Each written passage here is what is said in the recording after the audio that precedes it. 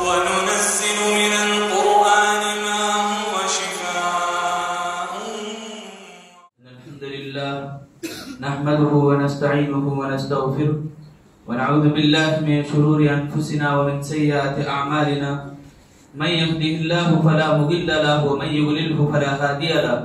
وأشهد أن لا إله إلا الله وحده لا شريك له وأشهد أن محمدا عبده ورسوله أرسله بالحق بشيرا ونذيرا. أما بعد، يا أيها الذين آمنوا اتقوا الله حق تقاته ولا تموتن إلا وأنتم مسلمون.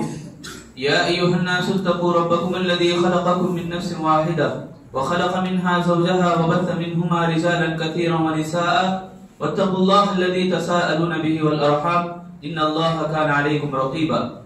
يا أيها الذين آمنوا اتقوا الله وقولوا قولا سديدا يصلح لكم أعمالكم ويغفر لكم ذنوبكم ومن يطع الله ورسوله فقد فاز فوزا عظيما. فإن خير الحديث كتاب الله وخير الهدي هدي محمد صلى الله عليه وسلم وشر الأمور محدثاتها وكل محدثة بدعة وكل بدعة ضلالة وكل ضلالة في النار. أعوذ بالله من الشيطان الرجيم. بسم الله الرحمن الرحيم. لن ينال الله لحومها دماؤها ولكن يناله التقوى منكم. محترم میرے دینی بھائیوں، نوجوانان اسلام اور میرے چھوٹے بھائیوں، پردے میں بیٹھی خواتین اسلام، تمام قسم کی مدح و ثنا، بڑائی، کبریائی اس اکیلے اللہ وحدہ لا شریک لہ کے لیے لائق و زیبا ہے، جس نے ساری کائنات کو اکیلے تن تنہا پیدا کیا. وہی اللہ ہم سب کا پالنہار ہے، ہمیں کھلاتا پلاتا ہے. اس اللہ کی پرمیشن کے بغیر زمین کے اندر، اس کائنات کے اندر کوئی حرکت نہیں کر سکتی، کوئی چیز حرکت میں نہیں آ سکتی. قرآن مجید خود گواہی دیتے ہوئے کہا وَمَا تَسْقُطُ مِنْ وَرَقَةٍ إِلَّا يَعْلَمُهَا. زمین میں اگر پتا بھی گرتا ہے جھاڑ سے، درخت سے، تو وہ بھی اللہ سے پرمیشن لیتا ہے، اجازت لیتا ہے. محترم سامعین، آج جو ہمیں یہاں جمع ہونے کا جو مقصد ہے، یہاں بیٹھ کر 2 رکعت نماز پڑھنے کا جو مقصد ہے، اس کا مقصد صرف ایک ہی ہے کہ ابراہیم علیہ السلام کی قربانی کو یاد کرنا. ابراہیم علیہ السلام اپنی زندگی میں ڈھیر ساری قربانیاں دی. وَإِذِ ابْتَلَىٰ إِبْرَاهِيمَ رَبُّهُ بِكَلِمَاتٍ فَأَتَمَّهُنَّ. اللہ تعالیٰ کہتا ہے کہ ہم نے بہت ساری چیزوں میں ہم نے ابراہیم کو آزمایا، وہ مکمل کھرے کے کھرے نکلے، یعنی کھوٹا پن کچھ بھی نہیں رہا، مکمل نکلے. فَأَتَمَّهُنَّ، اتمام بولتے جیسے، یعنی مکمل کرنا، تھوڑا نہیں.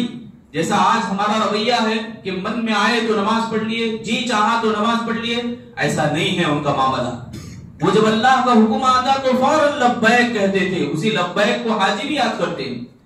تو اسماعیل علیہ السلام کی قربانی کو ہم یاد کرتے ہیں.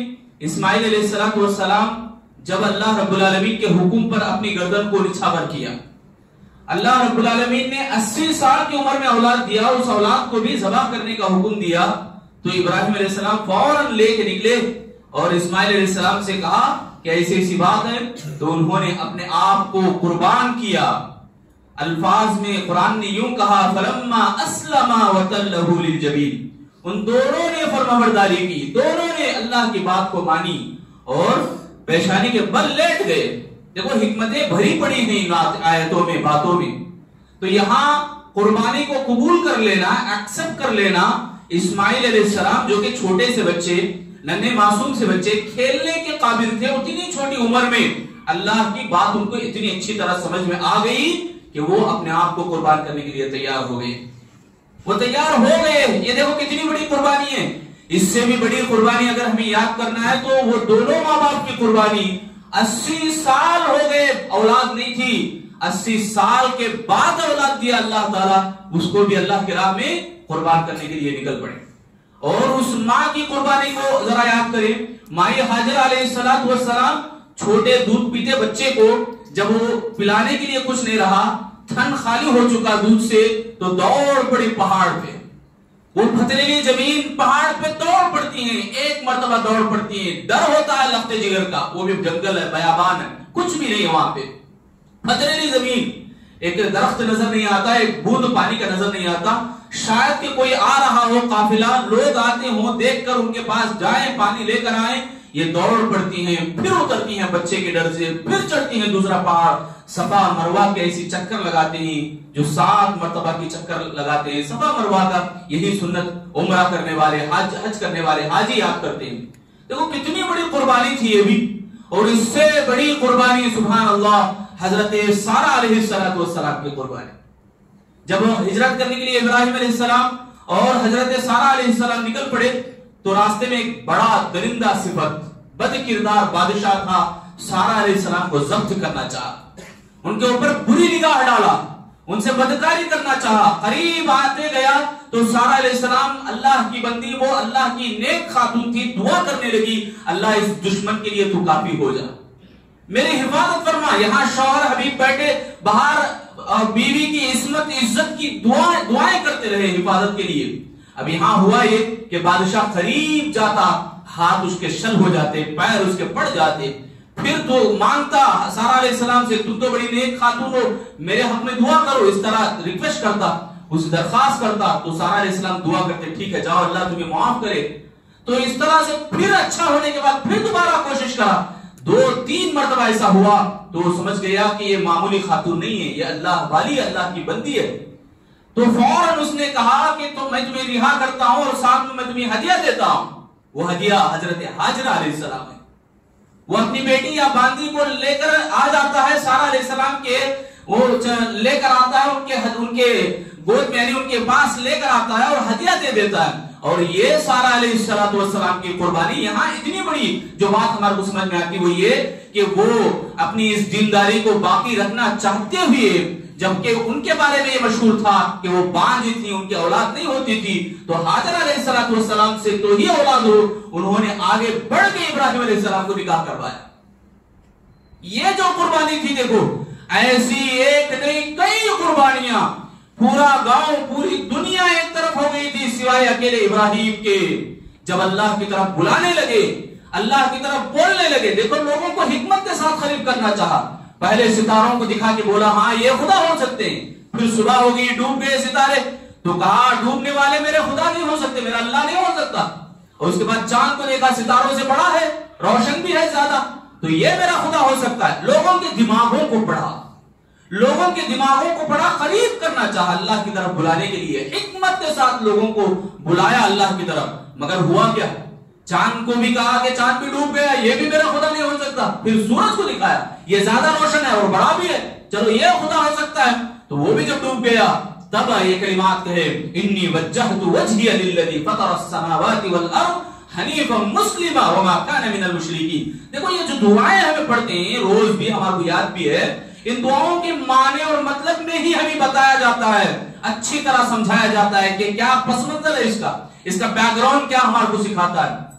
تو یہ جو قربانی تھی پورا گاؤں ایک طرف ہو گیا، بڑی آگ لگایا اور ابراہیم علیہ السلام کو آگ میں ڈھکیلنا چاہا. وہ اللہ کے اکیلے بندے، فرشتے آئے، آگے کہنے لگے اے ابراہیم علیہ السلام ہم آپ کی مدد کریں گے، آپ کو اس آگ سے بچائیں گے. تو ابراہیم علیہ السلام نے کہا نہیں، جب اللہ رب العالمین کے لیے میں اٹھا ہوں تو وہی ذات مجھے بچانے والی ہے. اور دعائیہ کلمات یہ تھے حسبنا اللہ و نعم الوکیل، نعم المولا و نعم النصیر. یہ دعائیں پڑھے تو وہ آگ جلانے کا جو کام کرنا تھا وہ بھی ٹھنڈی سلامتی والی بن گئی. میرے بھائیو یہ جو پورے واقعات ہیں آپ بارہا سنے گئے، ہم ہر عید میں سنتے ہیں، سنے انسنی کرتے چلے گئے، ایسا نہ ہو میرے بھائیو. کچھ اسباق ہم یاد رکھیں گے میرے بھائیو انشاءاللہ. دیکھو یاد رکھنا اور عمل بھی کرنا ہے، عمل بے حد ضروری ہے، ورنہ عمل نہ ہو تو یہ جو ہمارا جو جسم ہے، ایک شاعر بڑا اچھے انداز سے کہتے ہیں کہ عمل سے زندگی بنتی ہے جنت بھی جہنم بھی. عمل سے زندگی بنتی ہے جنت بھی جہنم بھی. یہ خاکی میں نہ نوری ہے نہ ناری. یہ جو مٹی ہے اس مٹی میں کوئی کمال کی چیز نہیں ہے، یہ مٹی کو ہمیں بنانا ہے عمل سے. عمل یہ ٹکٹ ہے کہ آپ کو جنت میں لے جانے کے قابل بنائے گی یا جہنم میں. تو ہمیں بچنا ہے جہنم میں لے جانے والے اعمال سے. اللہ ہم سب کو بچائے. میں 3 اسباب بتاؤں گا انشاءاللہ، وہ یاد رکھیں اور عمل بھی کرنے کی کوشش کریں. زیادہ وقت بھی نہیں لیتا. یہ 3 باتیں. پہلی بات میں آپ کے سامنے یہ رکھنا چاہتا ہوں، دعوت اللہ کا کام.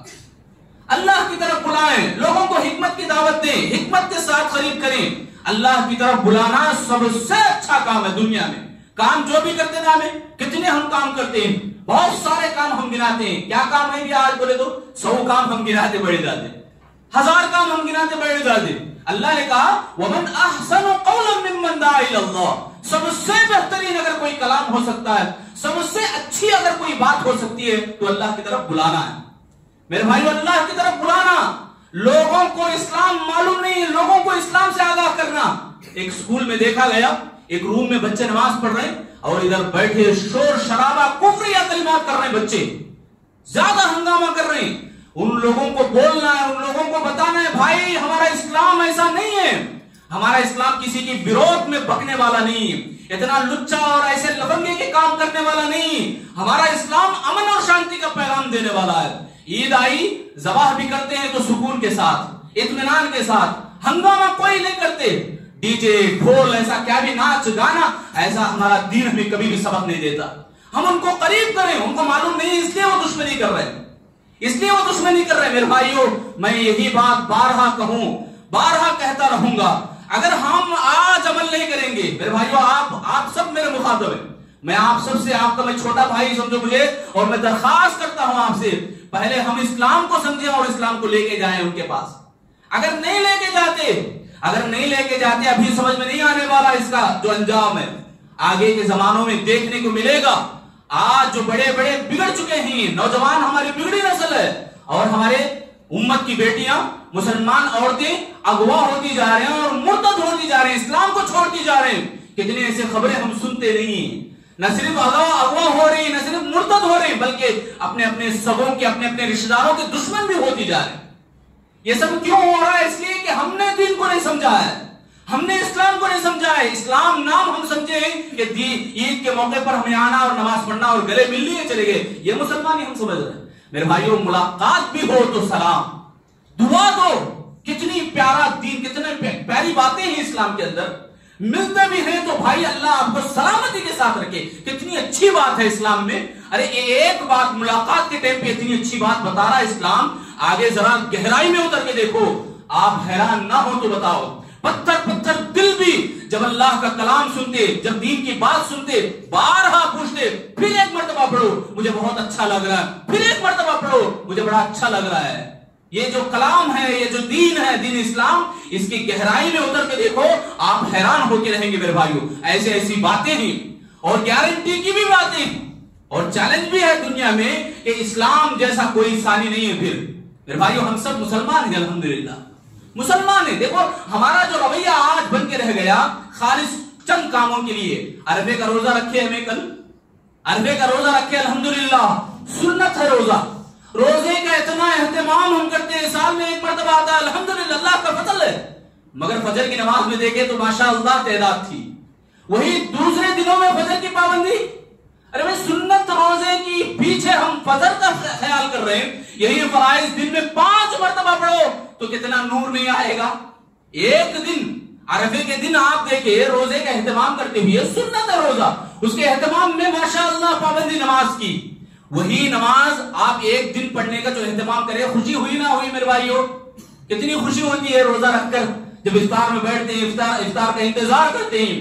نمازوں کی بھی حفاظت الحمدللہ رہی, تو وہی پوری زندگی ہم لائیں نمازوں کی حفاظت کرتے ہوئے, لائیں گے میرے بھائیوں انشاءاللہ. دوسری بات جو مجھے بتانی ہے وہ یہ کہ اللہ کی راہ میں اخلاص کے ساتھ خرچ کریں.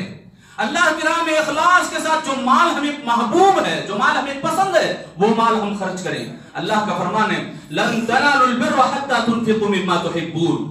جب تک تم نیکی کو نہیں پہنچ سکو گے کہ تم اپنی محبوب چیز اللہ کی راہ میں خرچ نہیں کرو گے. اللہ کی راہ میں ہمیں جو پسند ہے وہ چیزیں ہمیں قربان کرنی ہیں, ہمیں جو پسند ہے وہ چیزیں ہمیں اللہ کی راہ میں لٹانا ہے. آج جو ذبیحہ کا, آج جو اسماعیل علیہ السلام کی قربانی کی یاد میں مجھے اور آپ کو ایسے ہی سبق حاصل کرنا ہے کہ ہم اللہ کی راہ میں خرچ کرتے ہیں اخلاص کے ساتھ. اور اخلاص کب پیدا ہوتا ہے؟ اخلاص جب پیدا ہوتا ہے کہ ہمیں جو چیز پسند آتی ہے وہ چیز ہم اللہ کی راہ میں خرچ کریں. دیکھو بہت سارے لوگ یہ سمجھتے ہیں کہ چلو دے دیے تو ہو گیا, زکات ادا کر دیے, صدقہ خیرات کر دیے. ابھی اس سے بات جانے کے بعد بھی لوگ ڈھونڈ کے الحمدللہ دیتے ہیں. اچھی بات ہے, اچھی بات ہے, یہ چیز ہم معمول بنائیں, اس چیز کو ہمیں روزانہ کا عام عمل بنائیں. اللہ کی راہ میں خرچ کرتے ہیں تو کہاں خرچ کرنا، یہ بھی تو بڑی بات ہے. اللہ کے نبی صلی اللہ علیہ وسلم نے فرمایا احب الناس الی اللہ تعالی انفعهم للناس. لوگوں تم میں سے سب سے بہترین لوگ اللہ کو وہ پسند ہیں، اللہ کو وہ لوگ پسند ہیں جو لوگوں کو فائدہ دینے والوں کے اوپر خرچ کرتے ہیں. یہ بات غور سے سننا، کتنی بڑی بات ہے. دیکھو لوگوں کو فائدہ پہنچانے والے جو لوگ ہیں ان کے اوپر خرچ کرنا یہ تمہارے لیے بہت اچھا عمل ہے، یہ عمل اللہ کو بڑا پسند ہے.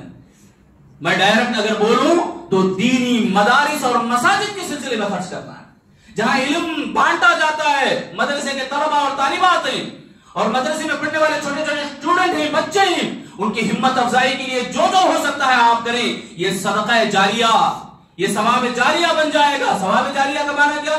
جب تک وہ عمل باقی رہے گا آپ کے اکاؤنٹ میں نیکیاں پڑتی رہیں گے، چاہے آپ رہو یا نہ رہو، دنیا میں آپ رہو یا نہ رہو، اللہ ثواب برابر دیتا رہے گا. سبحان اللہ. میرے بھائیو یہ بات ہمیں بہت ضروری ہے سمجھنا. دین اسلام کو عام کرنے کے لیے جو راستے ہم ہموار کریں گے، جو راستے ہم آسان کریں گے، جن راستوں میں دین کا کام کرنے والے لوگ ہیں ان کے لیے ہم راستہ بنائیں گے، ان کے لیے ہم ہمت بنیں گے، ان کے لیے ہم طاقت بنیں گے، تو میرے بھائیو یہ بھی ہمارے لیے بیڑا پار کرنے والا عمل ہوگا، ہمیں جنت میں لے جانے والا عمل ہوگا انشاءاللہ. اور تیسری آخری بات میں بتانا چاہ رہا ہوں، یہ ہم اپنے رشتہ داروں کی قدر کریں. ہمارے آپسی جو رشتہ دار ہیں، ہمارے اپنے گھر بار ہی صحیح، میرے بھائیوں غلطیاں ہوں گی پہاڑ جیسے. کیا اتنی بڑے ہیں آپ کی غلطیاں کہ رسول اللہ صلی اللہ علیہ وسلم کی جو قربانیاں تھیں، صحابہ اکرام رضوان اللہ علیہم اجمعین کی جو قربانیاں تھیں، کیسے کیسے انہوں نے سہا، کیسے کیسے انہوں نے تڑپا اور تڑپایا گیا ان کو. میرے بھائیوں ان کی قربانیوں کے سامنے ہمارے جو مصیبتیں ہیں، پریشانیاں ہیں، وہ دھول کے برابر ہے. دھول سے ماپنا بھی نہیں چاہیے ہمیں. اتنی بڑی قربانیاں انہوں نے سینچا، اتنی بڑی قربانیاں انہوں نے سہا اور صبر کیا. ایسے قربانیوں کے سامنے ہمارے یہ لڑنے، یہ جھگڑے کی باتیں میرے بھائیوں کچھ بھی نہیں. دلوں کو صاف کریں، دلوں کو مٹا دیں. دلوں کے اندر کچھ بھی کجروی ہے، ٹیڑھا پن ہے ہمارے اپنے بھائی کے سلسلے میں، اس کو نکال کے پھینکیں. اللہ کے نبی صلی اللہ علیہ وسلم فرماتے ہیں اطعموا الطعام وصلوا الارحام. لوگوں کھانا کھلاتے رہو اور رشتوں کو مضبوط بناؤ. اللہ کے نبی صلی اللہ علیہ وسلم نے فرمایا. یہاں لینے دینے کی یعنی رشتوں کو مضبوط کرنے کی جو بات ہے وہ کھانا کھلانے سے اللہ کے نبی صلی اللہ علیہ وسلم تعبیر کی. اسی طرح رشتوں کو مضبوط کرنے کی جو بات ہے، ایک اور حدیث میں اللہ کے نبی صلی اللہ علیہ وسلم فرماتے ہیں من کان فی حاجت اخیہ کان اللہ فی حاجتہ. کوئی بندہ اپنے بھائی کی ضرورت پوری کرنے کے لیے اس کے ساتھ لگا رہتا ہے، اللہ اس کی ضرورت کو پوری کرتا ہے. ہم اپنے بھائی کا خیال کریں، اللہ ہمارا خیال کرے گا. کتنی بڑی بات ہے. اس بات کو تو میرے بھائیو سمجھو. آج یہاں سے اٹھنے سے پہلے اس ایک بات کو غور کرو. اللہ کے نبی صلی اللہ علیہ وسلم فرماتے ہیں من فرج عن مسلم کربتا فرج اللہ عنہ بها کربتا من کرب یوم القیامہ. یعنی کوئی بندہ اپنے بھائی کی کچھ تکلیف کو دور کرتا ہے، اس کی تکلیف کو دور کرنا اللہ تعالیٰ قیامت کے دن اس کی تکلیف کو دور کرے گا. ایسے ایسے انعامات ہیں میرے بھائی اسلام نے. آپ اپنے بھائی کے ساتھ تھوڑے دور چل کے جائیں، ایک 4 قدم اس کے ساتھ چل کے جائیں، اس کی بات سننے کے لیے، وہ کیا بول رہا ہے اس کا درد سننے کے لیے. اس کا درد سننے کے لیے آپ جو قدم 4 قدم ڈالے نا، اس کا ثواب اتنا بتایا گیا کہ مسجد نبوی میں 20 دن اعتکاف کرنے کا ثواب اللہ عطا کرے گا. 20 دن مسجد نبوی میں. میرے بھائیوں ہم لوگوں کو سمجھنا چاہیے یہ جو عید ہماری آتی ہے تو چھوٹا موٹا پیغام نہیں، بہت بڑا پیغام دیتی ہے ہمارے لیے. تو بہرحال میں اپنی بات کو ختم کرتے ہوئے سمیٹتے ہوئے دعا کروں گا. اللہ سے ہاتھ اٹھا کے ہم سب بھی دعا کریں. عید کے موقع پر اللہ تعالیٰ ہماری دعاؤں کو قبول کرے گا. اے اللہ تمام کی پریشانیوں کو، مصیبتوں کو دور فرما. اے اللہ تو ارحم الراحمین ہے، ہمارے اوپر رحم و کرم کا معاملہ فرما. اے اللہ ہم سب بکھرے ہوئے ہیں، اللہ ہمیں اسلام سے جوڑ دے، اسلام کے قریب ہمیں فرما دے. اے اللہ ہماری چھوٹی موٹی نیکیوں کو قبول فرما. ہم میں آج جو بھی ذبح کرتے ہیں، قربانی دیتے ہیں، اللہ ان کی قربانیوں کو قبول فرما. اے اللہ جو استطاعت نہیں رکھتے ہیں، اللہ ان کو جو ثواب کے کام ہیں ان ثواب کے کاموں میں ہمیں شامل فرما. اے اللہ ہمارے گناہوں کو معاف فرما. ہم گنہگار ہیں، خطاکار ہیں، اللہ ہمارے اوپر درگزر عطا فرما. ہمارے ہماری بخشش عطا فرما۔ اے اللہ ہم سبھی لوگوں کو آپس میں ایک دوسرے سے محبت کرتے رہنے کی توفیق عطا فرما، اتحاد کی توفیق نصیب فرما، ہم سب کو مل جل کے رہنے کی توفیق عطا فرما۔ اے اللہ ہم اپنی زندگی کی حقیقت سے دور ہو چکے، اللہ زندگی کی حقیقت کو جاننے کی توفیق عطا فرما، آخرت کی تیاری کرنے کی توفیق عطا فرما۔ اے اللہ جو بھی لوگ وفات پائے ہیں ان سے عبرت حاصل کرنے کی توفیق دے، ایمان کی حالت میں جو وفات پائے اللہ ان کی مغفرت عطا فرما۔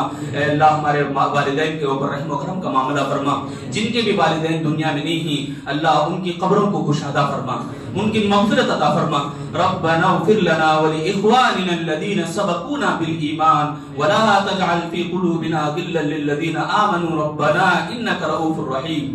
اے اللہ تو بڑا رؤوف اور رحیم ہے، بڑا نرم مزاجی اپناتا ہے، اللہ ہمارے اوپر نرم مزاجی اپنا، اے اللہ ہمارے اوپر رحم و کرم کا معاملہ فرما۔ اے اللہ ہمیں دشمنوں کے چنگل سے بچا لے، دشمنوں سے ہمیں حفاظت فرما لے۔ اے اللہ ہماری امت کی بیٹیوں کو، امت کی عورتوں کی عزت و عصمت کی حفاظت فرما۔ اے اللہ دین سے سب کو قریب فرما، اے اللہ سب کی اچھی سے اچھی تربیت کرنے کی توفیق عطا فرما، ہمارے ایمان کی حفاظت فرما، ہمارے دلوں میں ایمان کی تازگی کو پیدا فرما۔